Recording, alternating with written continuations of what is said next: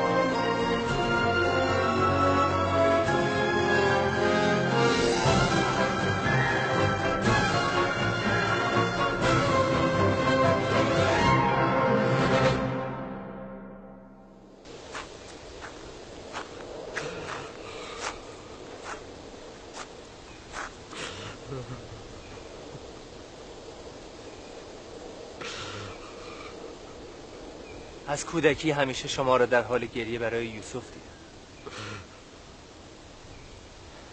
عمر من شاید پایان یابد، اما گریه های شما پایان نمی یابد. گریه در فراق فرزندی که 11 جانشین دارد از عقل سلیم بدور است. اما من در فراق کسی گریه می کنم که همه آمالم در وجود او تحقق می یابد و تا وقتی این فراق پایان نیابد این گریه هم پایان نخواهد یافت.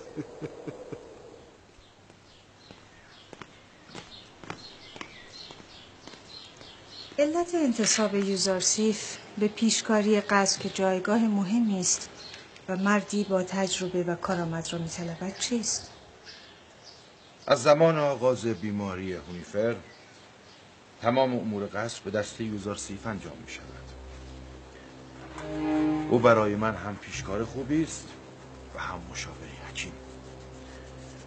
و مشاوری داناتر از او ندیدم. مشاور؟ یعنی در مواقع ضروری میتوان با یوزارسیف مشورت نمود.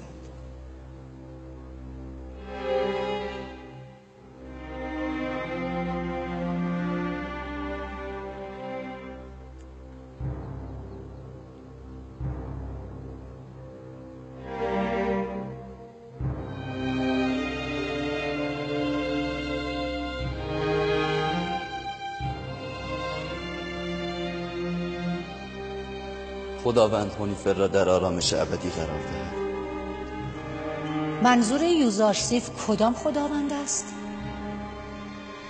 شما با من کاری داشتید؟ بانو زلیخا شما را احضار کرده است. شما بروید، خواهم آمد.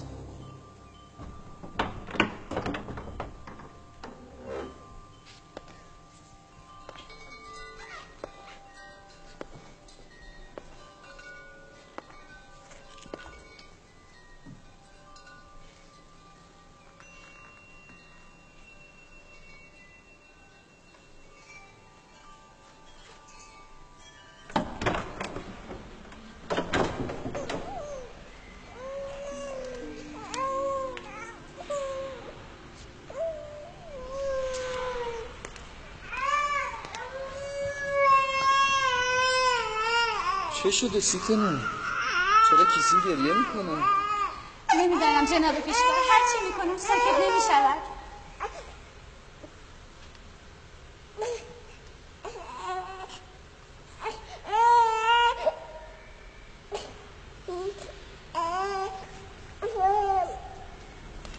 چه شد؟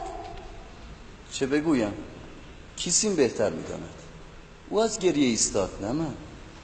از خودش بپرس. ولی این که نمیتواند سخن بگوید. سپاسگزارم جناب یوزارسیف. خدایان تو را حفظ کنند. گمان نمی کنم او خدایان را قبول داشته. یوزارسیف میگوید خدایانی که بند تنبانشان را دیگران محکم میکنند چگونه میتوانند امثال یوزارسیف را نگه دارند؟ تو کافر شدی میمیسابو. این چه سخنی است که میگویی؟ من گفتم من نگفتم. این سخن من نیست. گفتم که یوزارسیف میگوید.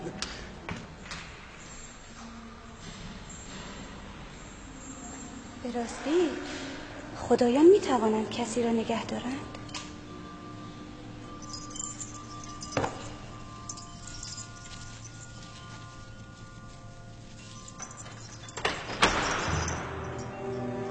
جناب یوزارسیف منتظر ورود هستند.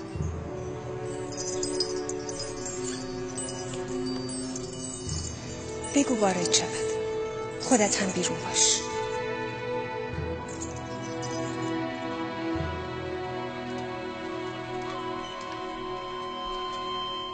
درود بر بانو زلیخا. من به جناب پوتیفار قبطه میخورم که هر زمان اراده میکنند میتوانند از وجود مشاور حکیمی چون شما بهره مند شوند، ولی ما دستمان کوتاه است. به خاطر ندارم که بانو احضار کرده باشند و اطاعت امر نکرده باشند. پیش از این بیشتر جویای حال ما میشدید، اما مدتی از ستاره ها هم دست نیافتنی تر شده. اکنون که در زمین و در محضر بانو زلیخا هستم. اگر امری هست بفرمایید. بسیار خوب. وقت پیشکار بزرگ را زیاد نمیگیرم. بنشینید، خواهم گفت.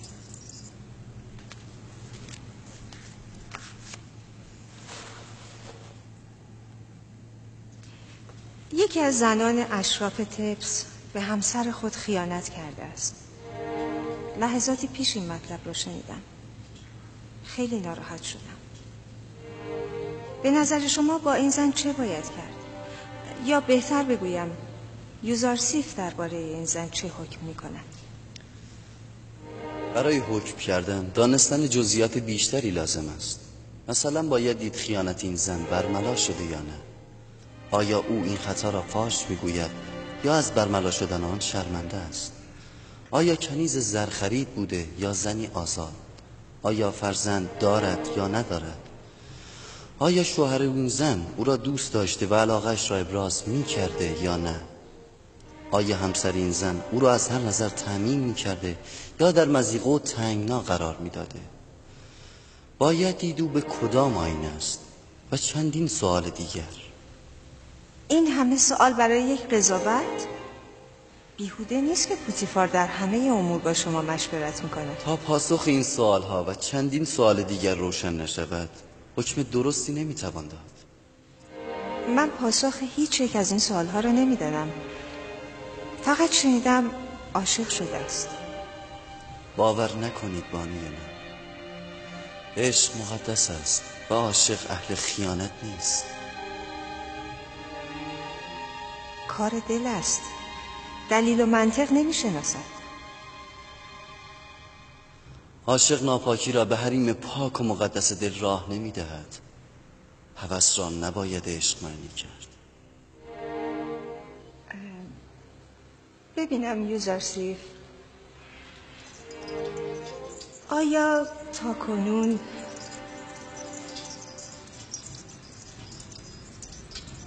عاشق شده ای؟ آری. او کیست؟ کسی که مرا با عشق خود به سوی معبود حقیقی رهنمون شد. پدرم.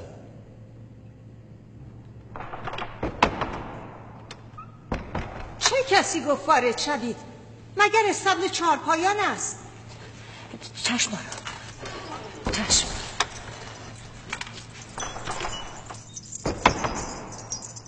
پیر شده اما عاقل نشده. او شما را دوست دارد و خود را محرم خلوت‌های شما می‌داند. وگرنه سرزده وارد نمی‌شد. بگذاریم. سوالی دارم که در پاسخ آن مختارید. آیا تا کنون کسی به شما مهر ورزیده است؟ آری. مهرورزی و ابراز علاقه اطرافیان برایم جز رنج و مشقت حاصلی نداشته. اما هم فاقه به خاطر علاقه وافری که به من داشت حسادت برادرانم را بر علیه من برانگیخت و ابراز محبت پدرم مرا به قهر چاه و اسارت و درد فراق مبتلا. نه منظور من اینها نیست. سوال من در مورد ابراز علاقه زن هاست. خیر بانوی من، گهگاه سنگینی نگاهشان را احساس می کنم اما به آنان توجه نمی کنم. بسیار خوب، می توانید بروید. در مورد آن زن هم سوال می کنم. در صورت لزوم با شما مشورت خواهم کرد.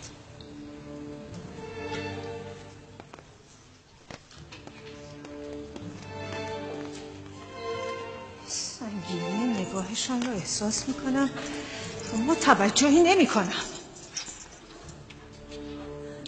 اتفاقی افتاده بانوی من؟ فراموش کرده که یک برده است. با کنایه به من میفهماند که به ابراز علاقه من بی تفاوت است. حق دارد. پاسخ اشراف زاده ای که مهر برده ای را در دل میپرورد همین است. خواهیم دید. از این پس هر چیزی برای او ارزش قائل نخواهم شد. چرا او را از قصر بیرون نمی کنید؟ اصلا چرا او را تبعید نمی کنید؟ با وجود پوتیفار از علاقه او به یوزرسیف بیخبری؟ با این وضع تصمیم شما درست است. بی توجهی. هرچه زودتر مقدمات یک جشن با شکوه را فراهم کنید. میخواهم خود را در عیش و نوش غرق کنم. یوزرسیف در خیال خام است. آنقدر فکر و روح خود را مشغول کنم که دیگر جایی برای او باقی نماند.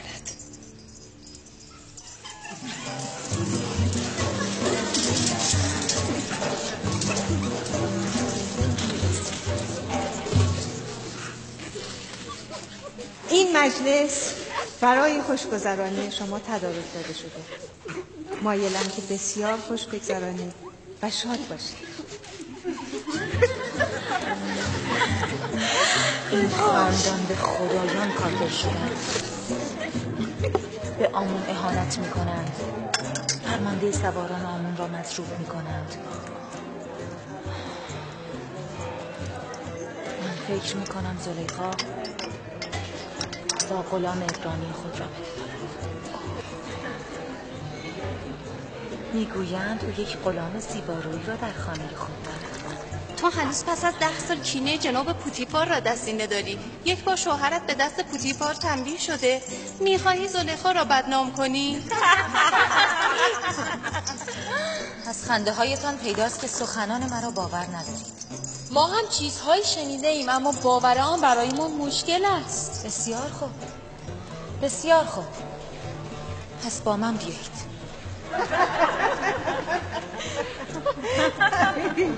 می توانم از بانو زلیخا سوالی داشته باشم؟ اگر درباره جنگ قدیمی معبد و پوتیفار نباشد اشکالی ندارد.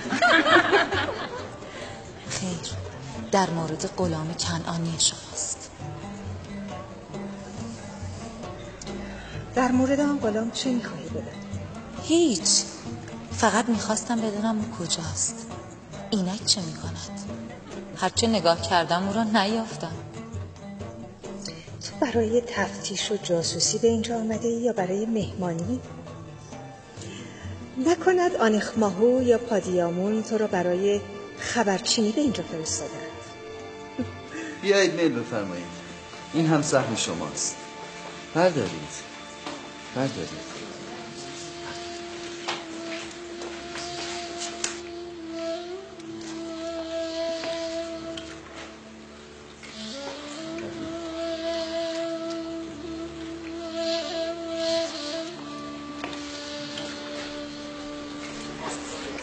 چرا ناراحت شدی؟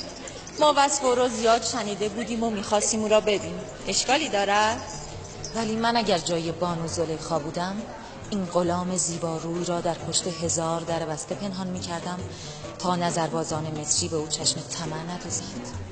راستی کجاست؟ صدایش کن تا ببینیم.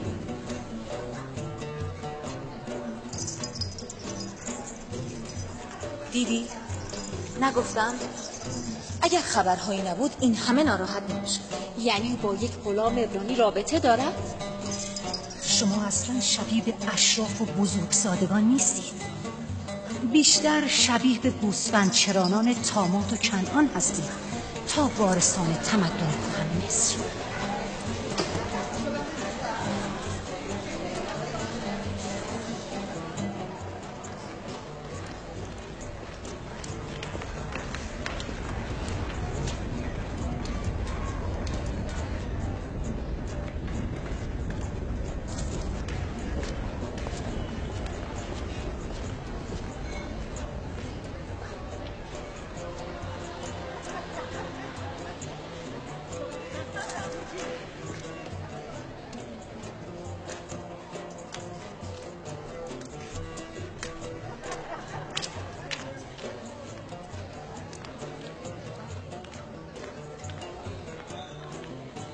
خیلی به دنبالتان گشتم.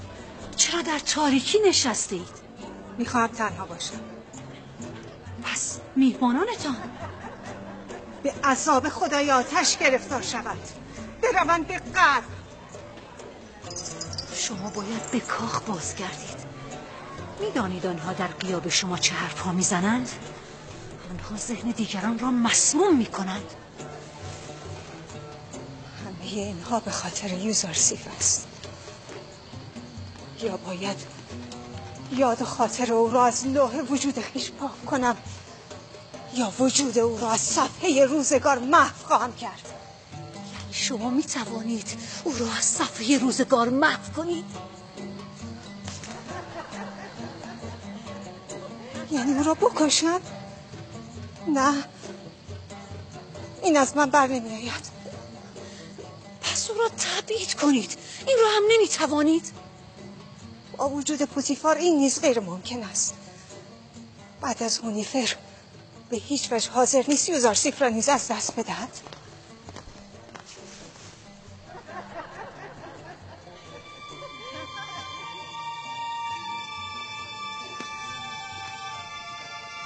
با یک مسافرت موافقید؟ بیشک مدت دوری تمام خاطرات را از ذهنتان پاک خواهد نمود. مقدمات سفر به منفیس و دلتای نیل را فراهم کنید. حال که نمیتوانیم یوزارسیف را از اینجا دور کنیم، خودمان از اینجا دور خواهیم شد.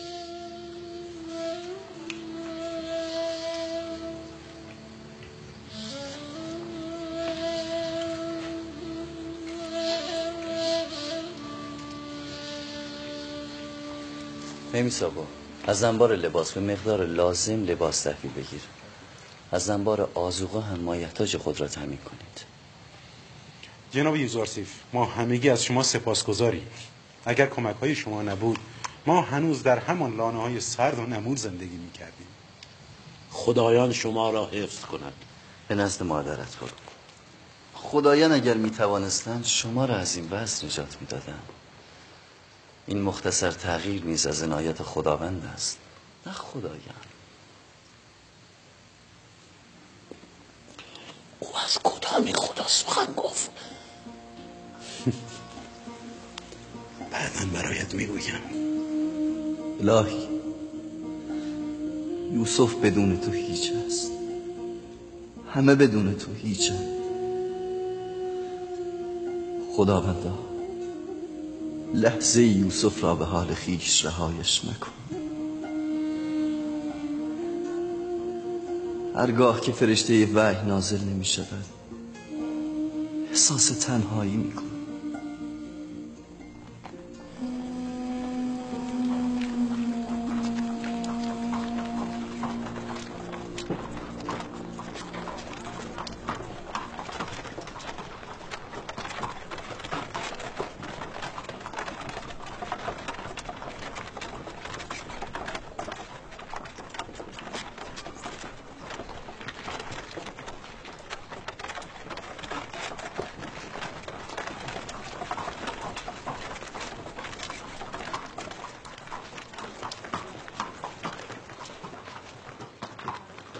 زلیخاست، همسر عزیز مصر، چقدر زیباست.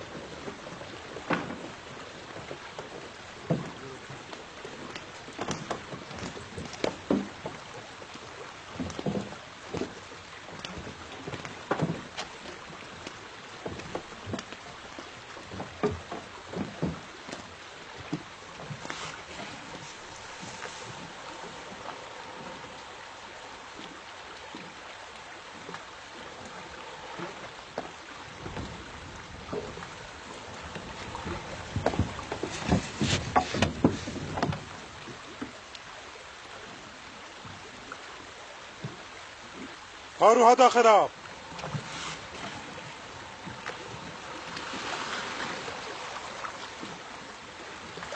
حرکت میکنیم.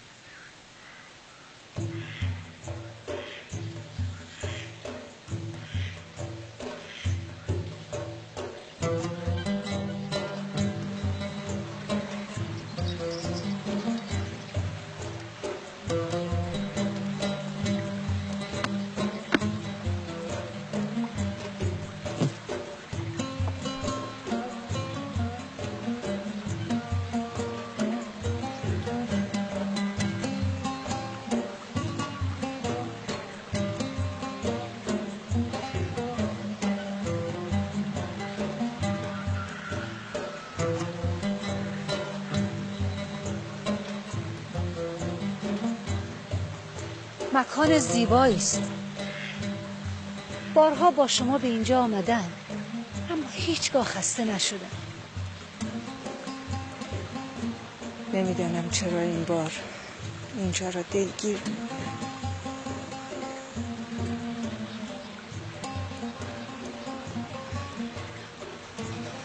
در گذشته دلنشین تر بود.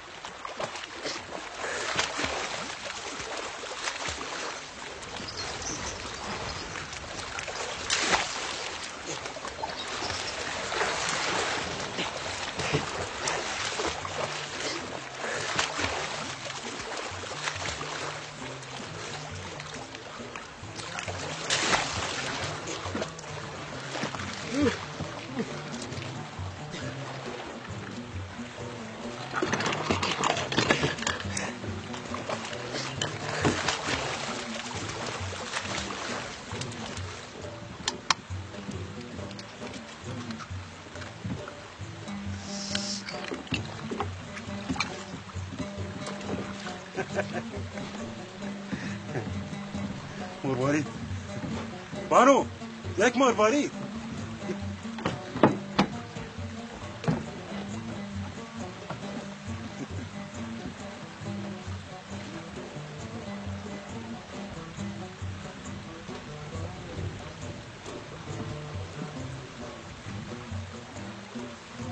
ببینید بانو چه مروارید بزرگی است.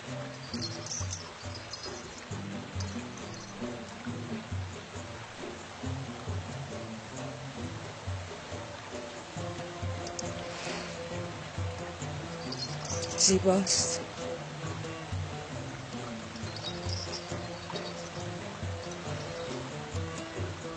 زمانی دیدن چنین مرواریدی شما را به وجد می آورد، اما حالا آن زمان گوهری زیباتر از این را ندیده بودم.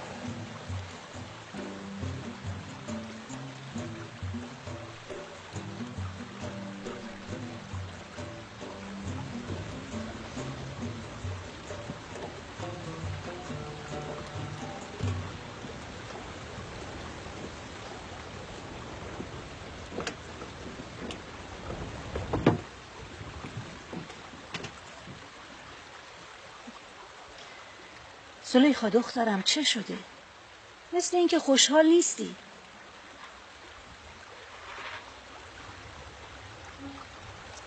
گمان می‌کردم با دوری از او آرامش خیال خواهم یافت، اما گویا رنج دوری و مهجوری سخت تر از عذاب نزدیکی و همجواری است. هنوز چند روزی بیشتر نگذشته، به تدریج فراموش خواهید کرد. هرچه بیشتر می‌گذرد بیشتر ذهنم را مشغول می‌کند. می‌ترسم دیوانه شوم.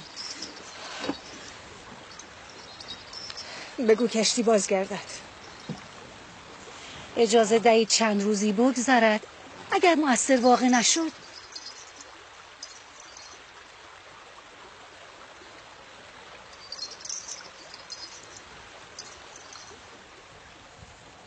به تپس باز میگردیم.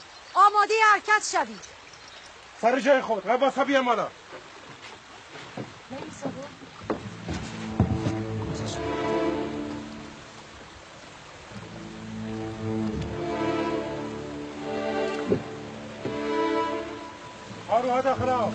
هنوز هم میخواهید چون گذشته در جای جای قصر بایستید و با حسرت یوزارسیف را بنگرید؟ تا یوزارسیف را تسلیم خود نکنم از پای نخواهم نشست. تو نیز در این کار باید یاریم کنی. من برای خوشنودی شما از هیچ کاری فروگذار نخواهم کرد. از این ماجرا کسی نباید بوی ببرد. به شما اطمینان میدم. اما با همه این تلاش ها اگر یوزارسیف نپذیرفت چی؟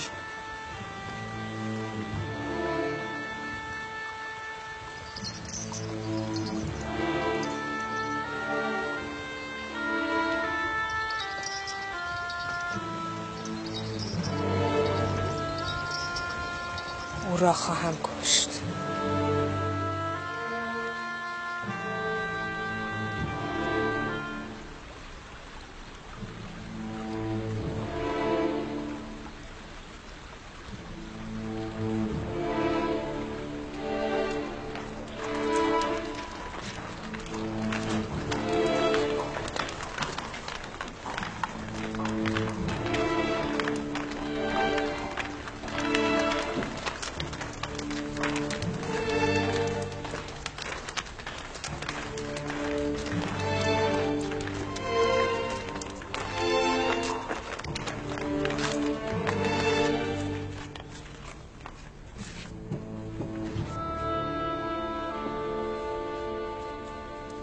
ورود بانوی زیبایمان را به قصر خوش آمد میگوییم.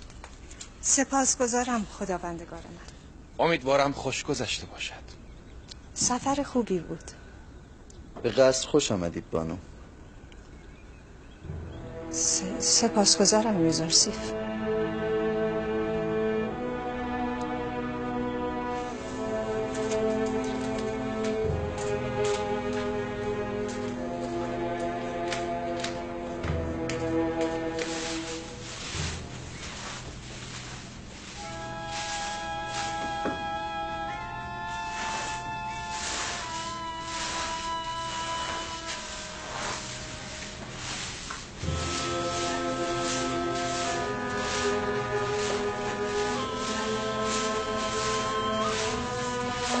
جناب یوزارسیف،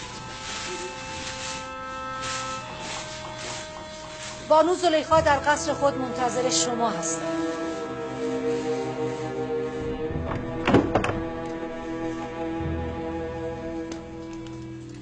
یوزارسیف اجازه ورود می‌خواهد.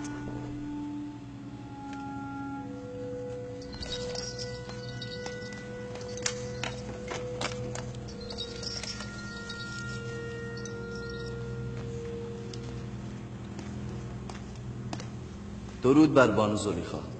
ورود شما را به قصر خیر مقدم میگویم. امیدوارم سفر خوشخاطره و با نشاط را سپری کرده باشید. سپاسگزارم یوزارسیف. سفر خوبی بود.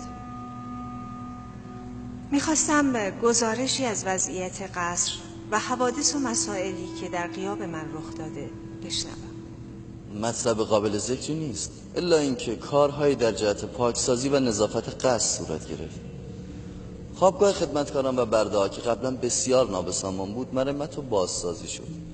تغییراتی در پوشش لباس خدمتکاران و اصلاحاتی در انبارهای آذوقه و لباس صورت گرفته است که گزارش کامل آن بعداً به عرض خواهد رسید. این همه کار و تلاش در مدت کوتاهی که من نبودم؟ کاری اضافه بر وظیفه انجام نگرفته بانوی من. این تلاش های شما قابل تقدیر است و من به عنوان سپاسگزاری مرواریدی را که صیادان ما در همین سفر از نیل صید کرده اند به شما هدیه می کنم. من انجام امور قصر را یک وظیفه می دانم و همیشه مدیون محبت‌های شما به آل جناب پوتیفار هستم. بردار، از آن توست.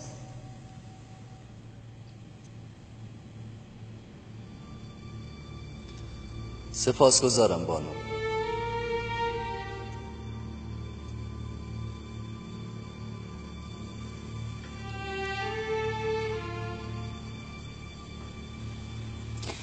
نمیدانم این سربزیری جناب پیشکار نشانه ادب است یا بی‌اعتنایی. خیر بانوی من، بنده باید در پیشگاه خداوندگار و ارباب خیش همیشه سرفکنده و شرمسار باشه. پس چرا پیشتر این گونه نبودی؟ پیشتر کودکی رشد نایافته بودم که رسم بندگی نمیدانستم. اما من آن صمیمیت و صداقت خردسالی را به این ادب و احترام بزرگسالی ترجیح میدهم. هر زمان اقتضای خود را میطلبد. یوزارسیف از شما ادب داشتن و احترام گذاشتن را آموخته است. از من جز این نخواهید دید. دمی بنشین. میخواهم به یاد دوران کودکی که پرستاری و تیمارداریت میکردم قدری نگاهت کنم. مرا عفو کنید بانو. بخشی از امور قصد مختل مانده. اگر بانو اجازه دهند از حضورشان مرخص شوم. بسیار خوب. میتوانی بروی.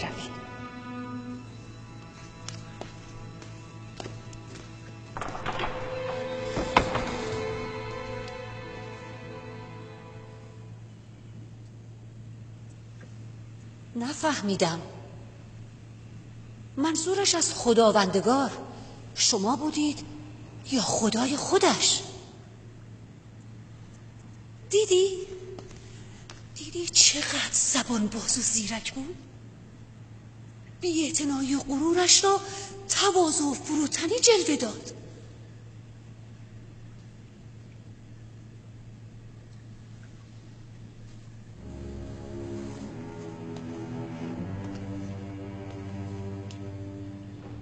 هر کجا برود در چنگ من است.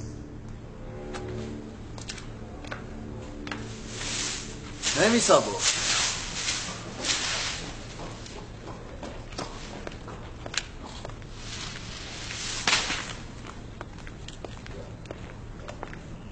چه شد آنی جناب؟ با من کاری داشتید؟ چه خبر؟ سیر و سیاحت خوش گذشت؟ هم آری هم نه. تا زمانی که بانو زلیخا میگفت و میخندید بد نبود. اما زمانی که کشخلق و ترشرو میشد ما هم با خنده ودا میکردیم. به همراه رودامون به بازار بروید. این مروارید را بفروشید و برای خدمتکاران برده ها سیرانداز و روانداز تهیه کنید. این را از بانو زلیخا هدیه گرفته اید؟ آری، اما به کار من نمی آید. هدیه ارزشمندی است. آن را نگه دارید. نیازی به آن ندارم. بگیر. راستی چه شد که زود بازگشتی؟ بازگشتی؟ بازمان گرداندند. نمیدانم چه شد. شاید هم بانو زلیخا به یاد همسر دلبندشان جناب پوتیفار افتادند.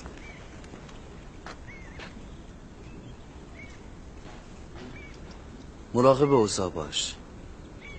مخصوصا کاری ماما را زیر نظر بگیر. خبری شد به من بگو.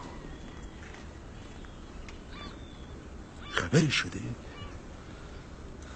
من نگرانم. خطر در کمین است.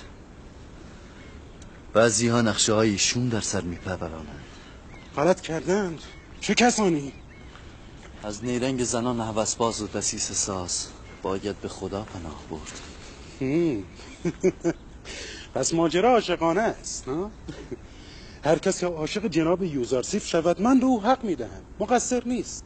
تقصیر جناب یوزارسیف است که صید دلها میکند. گناهکار کسی است که ببیند و دل نبندد. بس کن نمیسابو.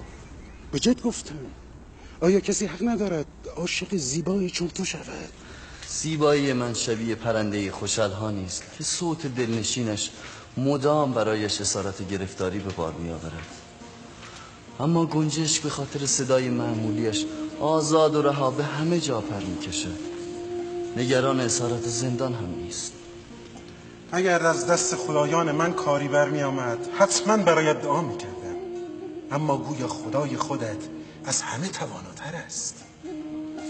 آری، خدای من قادر مطلق است. در این تردید نکن. اما اما نمیدانم چرا چندیز به من بی توجه شده. نه پیکی، نه پیامی، نه خوابی، نه الهامی. احساس میکنم میان زمین و آسمان سرگشته رها شدم.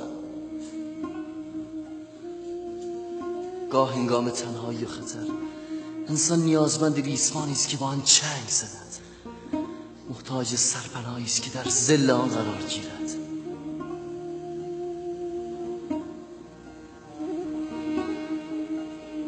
کاش پدرم اینجا بود. او راه مبارزه با دسیسه را خوب می‌داند.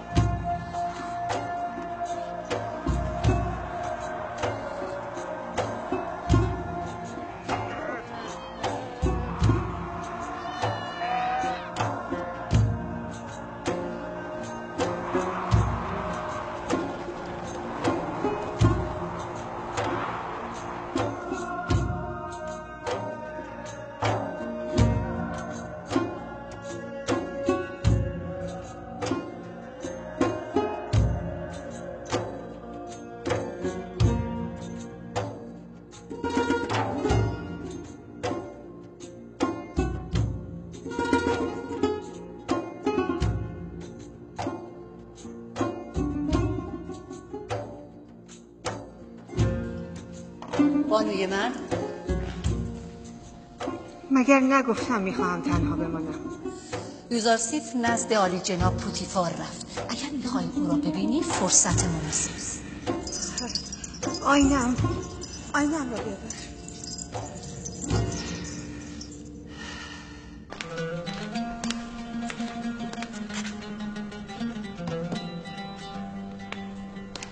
بالاخره مجبور شدی که هویا و سوفر را به شغل‌های سابقشان برگردان. با داشتن مسئولیت پیشکاری دیگر نمیتوانستم به شغل‌های پیشین خود کتابخوانی و سفره‌داری هم بپردازم. اگر اجازه دهید گزارشی از کارهای روزانه را به عرض برسانم. ما تو را به پیشکاری خود منصوب کردیم که غم چگونگی اداره امور قصر را نداشته باشی. تو نیازی به عرض گزارش نداری. ما به تو اطمینان داریم. امیدوارم لیاقت این همه اطمینان و اعتماد را داشته باشم. لیاقتش را داری. اگر نداشتی به این جایگاه نمی‌رسیدی. شانه اگر بر فرق سر می‌نشیند از آن روز که گره گشایی می‌کند.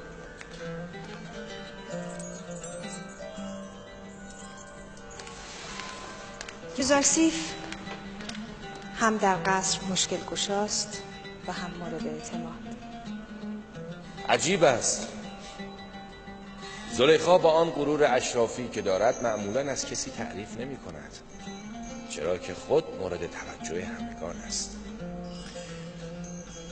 بیشک تو با برانگیختن تحسین زلیخا تحسین همه ساکنان قصر را نیز برانگیخته ای. من یقین دارم که یوزارسیف اکنون بر قلوب همه ساکنین قصر حکومت میکند. من خود را لایق این همه لطف نمیدانم و اگر کاری انجام گرفته ادای وظیفه بوده. اگر جناب پوتیفار اجازه دهند از حضورشان مرخص شدم. تو برای رفت آمد در این قصر نیازی به اجازه نداری. هر لحظه که اراده کنی میتوانی بروی یا بمانی. سپاسگزارم.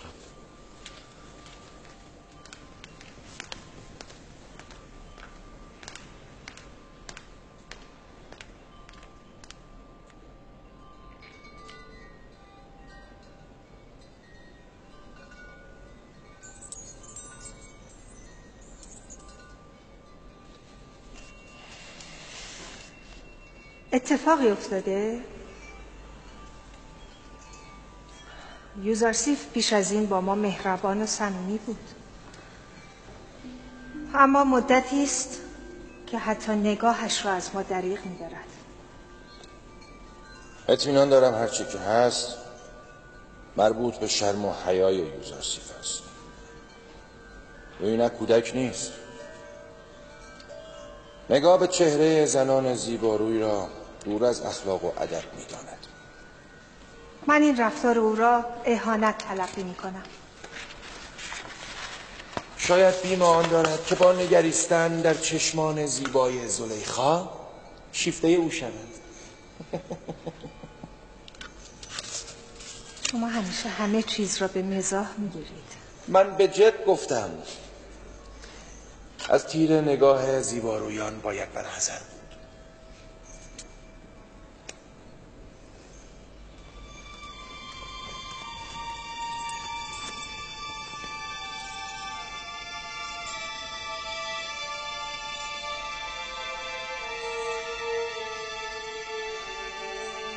رفتار زلیخا و یوزارسیف عادی نبود. آیا چیزی هست که من از آن بیخبرم؟ شب نزدیک است و من خستم. میخواهم استراحت کنم. کسی مزاحم نشود. شما استراحت بفرمایید. من اینجا هستم بانو. نیازی نیست. تو نیز میتوانی بروی.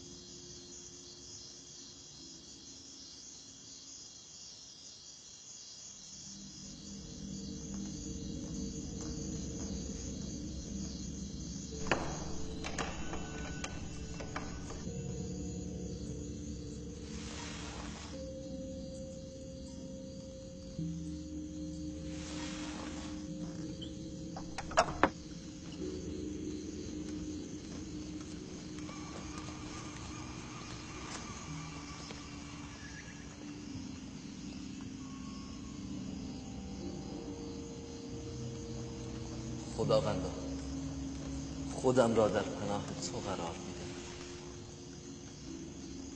من ضعیفم و در برابر فتنه های شیطان وسوسه‌گر هیچ پناهی جز تو ندارم. همه توفیق من در اداره امور، محبوبیتم در جذب قلوب از ناحیه توست. از تو میخواهم که هیچگاه به حال خود رهایم مکنی.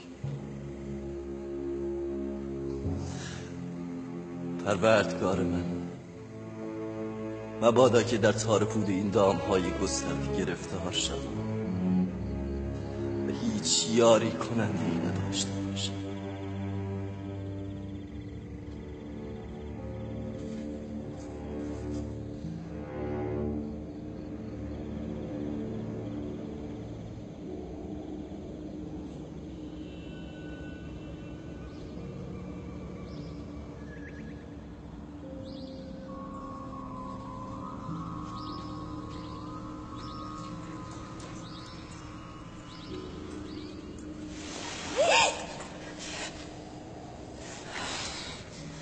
خرفته کودن، از جان من چه میخواهی؟ چرا دست از سرم بر نمیداری؟ پوزش میطلبم بانو، مرا ببخش، مجبور بودم. دیدید؟ نگفتم او خدایان ما را پرستش نمی‌کند، نگفتم او کافر است. باید کاهن بزرگ آنخماو و جناب پوتیفار را به اینجا آورد تا حقیقت را از دست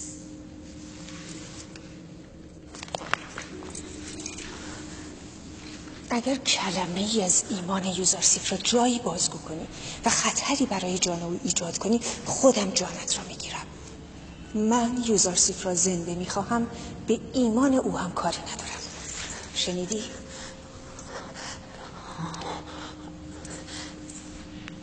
ولی بانو، من برای شما نگرانم. او ایمان شما را نابود خواهد کرد. اینها به تو مربوط نمی شود. اگر ندیمه من هستی باید مطیع من باشی. اگر میخواهی به میل خود رفتار کنی بگو تا تکلیفم را با تو روشن کنم. چشم. من نه چیزی از یوزارسیف دیدم و نه شنیدم. به شما اطمینان میدهم که حفظ راز کنم.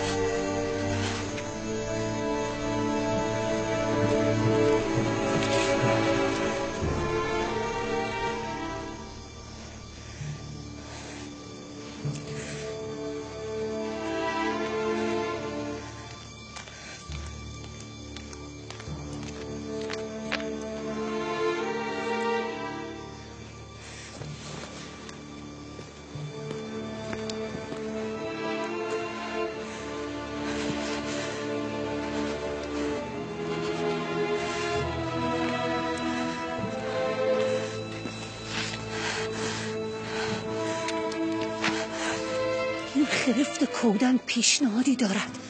گوش میکنید؟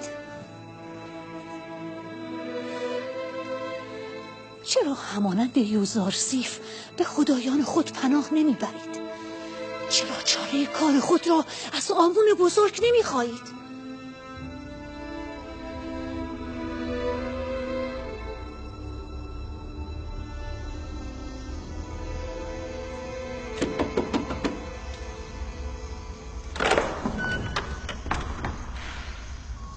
درود بر بانوی بزرگ. چه شده این وقت شب؟ برای عبادت آمده ایم.